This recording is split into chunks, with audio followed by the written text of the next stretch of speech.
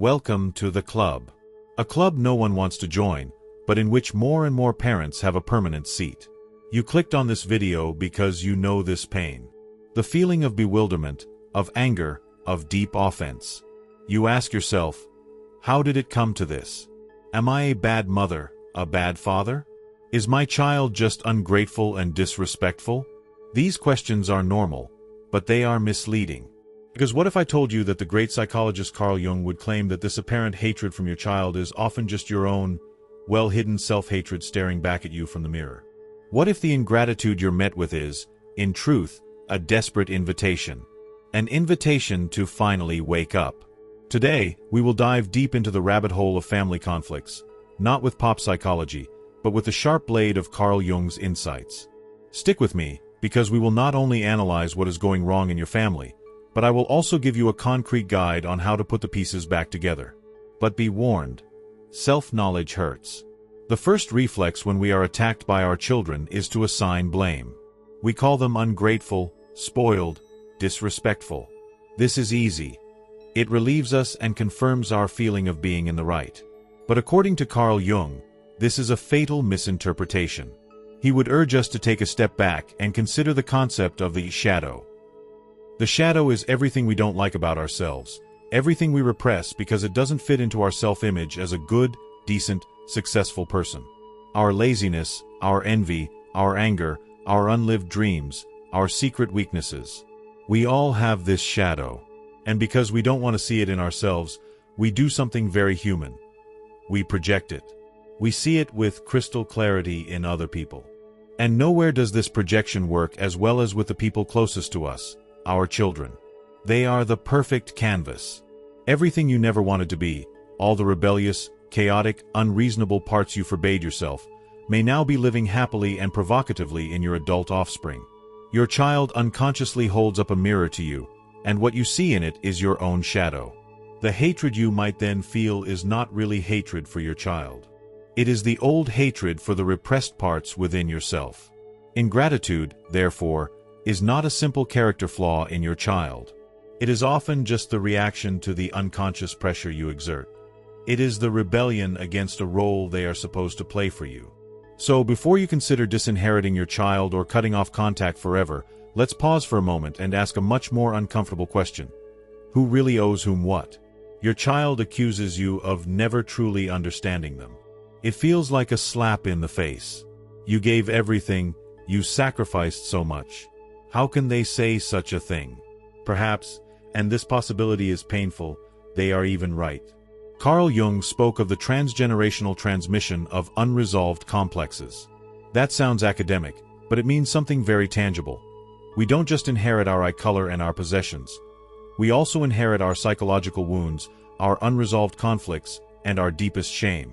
Every family has a kind of emotional ledger in which invisible debts and loyalties are recorded. Maybe your father never showed you how to deal with anger, so you learned to swallow it. You pass this repressed anger on to your child without wanting to. They feel your unspoken tension and react to it, perhaps with aggression that you never allowed yourself. They are living out your shadow for you, and you punish them for it. We must distinguish between microdebt and macrodebt. The microdebt is what you do consciously. The well-intentioned career advice, the financial support, the relationship advice. You mean well. But in the world of unconscious family dynamics, this well-intentioned advice might be read as a gagging contract. It comes with an invisible expectation of gratitude, of conformity, of a certain behavior. Your child feels this expectation and rebels against it because they have to save their own soul. The macrodebt is the unconscious loyalty to the entire family system. Your child might refuse to take the safe job you suggest, not because they are lazy, but because they unconsciously have the mission to realize the unlived dream of your grandfather's free artistic life. These invisible loyalties are like emotional time bombs. They can cause entire family systems to explode, often triggered by a seemingly trivial argument. But the detonation, the Big Bang, the severing of contact, is only the beginning. It is the moment when the smoke rises and we, if we are brave enough, can finally see the patterns that led to the fire. The good news first. Rebellion is normal. The bad news, it doesn't stop at 18. Many parents think that once the wild teenage years are over, reason and gratitude will finally set in. But then they find that the rebel has only moved out briefly, only to show up at the door again at 25 to have their laundry done, while simultaneously criticizing their parents' life choices. To understand this, we must again look at Jung's map of the soul, his theory of archetypes. Archetypes are universal primordial images, roles that are inherent in the human psyche. There is the hero, the wise one, the mother, and also the archetype of the eternal child, the puer aeternus in men or the puella aeterna in women. This archetype is full of potential, creativity, and a joy for life, but it shies away from the responsibility and commitment of the adult world. The rebellion of a child over 20 is often not a delayed adolescent mistake. It is a developmental necessity. It is the desperate attempt to overcome this archetype of the eternal child and to finally arrive in one's own life. And we as parents can unconsciously sabotage or fuel this process. There are certain trigger words that immediately activate the rebellious archetype. Sentences like, "You should finally," or "Back in my day, at your age, I was all ready," or "Why can't you just be reasonable?" These sentences are like a red flag to the adult child. They signal control, devaluation, and a lack of trust in their ability to manage their own life. They push the button that catapults the child back into the role of the adolescent rebel, because they don't know how else to defend themselves. The paradox here is the role reversal that takes place. Often, it is precisely the parents who never dared to rebel against their own parents or societal norms who unconsciously push their children to do so. They outsource their own unlived rebellion. They need the conflict to feel alive. They are the secret drivers of rebellion. They stage a drama in which they are ostensibly the victims, but secretly, they are the directors. So if your child meets you with ingratitude, don't view it as an attack for a moment, but as what it truly is from a Jungian perspective, a painful but urgent invitation. An invitation to individuation. For Jung, individuation was the central process of human life, the path to wholeness, to the realization of one's own unique self. And this process often stands in direct opposition to the idea of a perfect, harmonious family unit. To become who you are, you must detach from who you were supposed to be. And detachment, from the outside, especially for those from whom one is detaching, always looks like betrayal. It hurts. Your child is not trying to hurt you. They are trying to find themselves. And here lies the great paradox that so many parents do not understand. The more you insist on gratitude, the louder you preach morality and list your sacrifices, the less gratitude you will receive. Because gratitude cannot be forced. It is the natural result of felt freedom and genuine respect. If you bind your child with expectations and guilt, they cannot be grateful.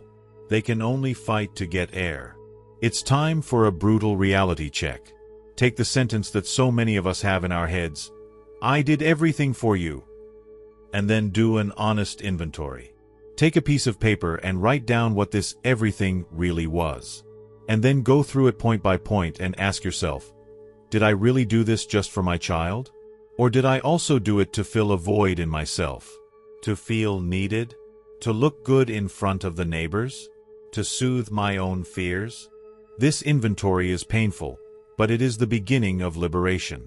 It frees you from the victim role and gives you back your power. Enough analysis. Enough painful truths. You now know where the smoke is coming from. From now on, there is a user manual. From now on, it's about what you can do concretely. Do you really want understanding from your child, or at the end of the day, do you just want obedience? Be honest with yourself. Because here's the deal, you can have one of the two at most. If you insist on obedience, you will never reap genuine understanding. But if you strive for understanding, you must give up the idea of control.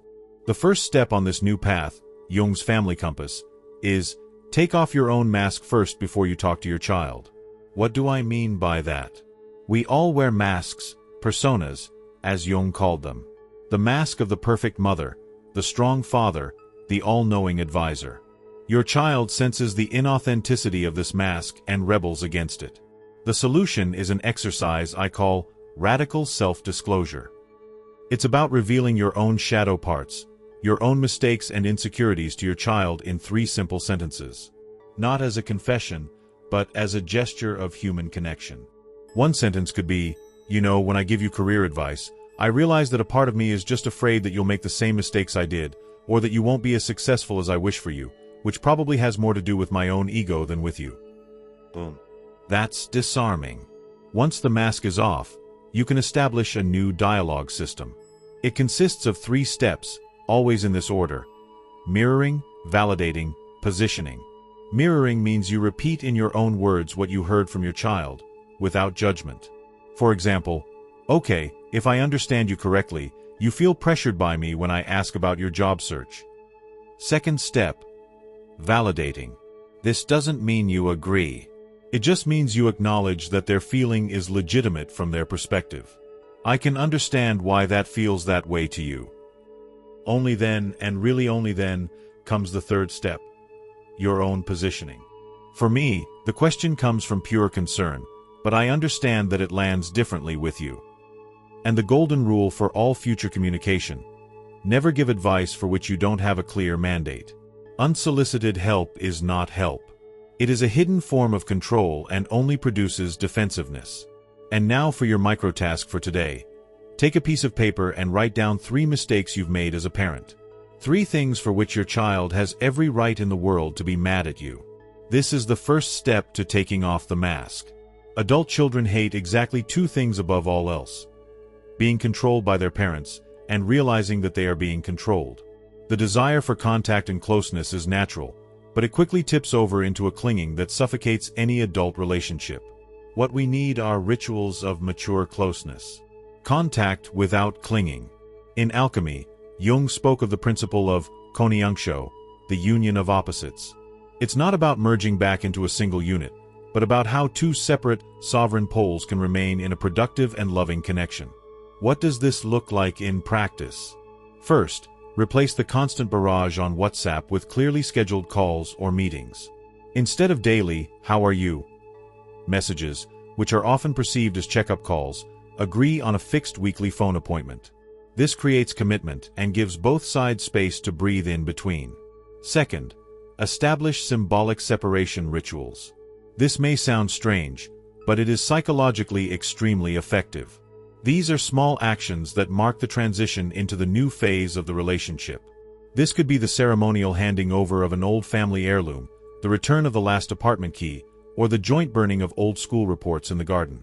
These rituals say without many words, "I see you as an independent adult and I am letting you go." Third, make clear contingency contracts. These are basically agreements about when help is desired and when it is not. Talk about it openly. For example, "I offer to support you financially, but only if you actively ask for it. I will not offer it on my own initiative." Or, "I am always there for you if you have a broken heart, but I will not interfere in your relationship unless you ask me to." Such clear agreements take the pressure out of the relationship. They replace secret expectations with transparent rules. This creates security and trust.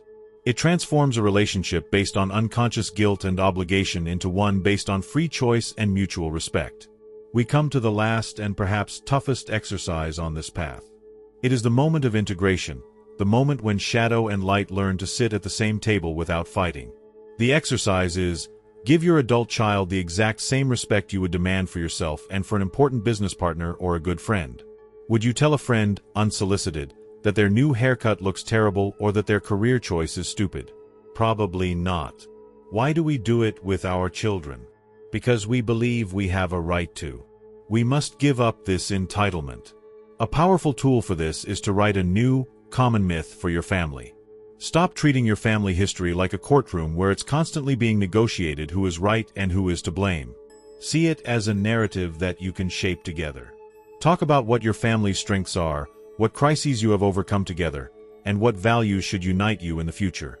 A joint work on values is the exact opposite of secret lists of expectations. Instead of secretly hoping that your child makes certain life decisions, talk about which overarching values, like honesty, courage, compassion, are important to both of you. How they then implement these values in their life is their business. And finally, the most important step for linguistic de-escalation: reframe the word ingratitude for yourself. Replace it with the phrase, setting boundaries. Every time you think, My child is ungrateful. Pause and tell yourself instead, my child is setting a boundary right now. They are showing me where I've gone too far. This changes everything. It turns you from a victim into a learner. But what happens if all of this doesn't work? If the gap is too deep and contact is broken? Then welcome to Plan B. And Plan B is radical self-care. Then it's no longer about changing your child, but about making your own life so rich and fulfilling that your child's behavior is no longer the emotional center of your universe. We are at the end. And here comes the final test, the one question that decides everything. Do you still love your adult child, or are you just keeping score? Are you counting up everything you've given against what you're getting back? If you're still counting, you're in business, not in love. Let's briefly summarize the journey. We have unmasked the shock of supposed hatred as a projection of your own shadow. We have uncovered the invisible, inherited debts and understood rebellion as a necessary step towards freedom.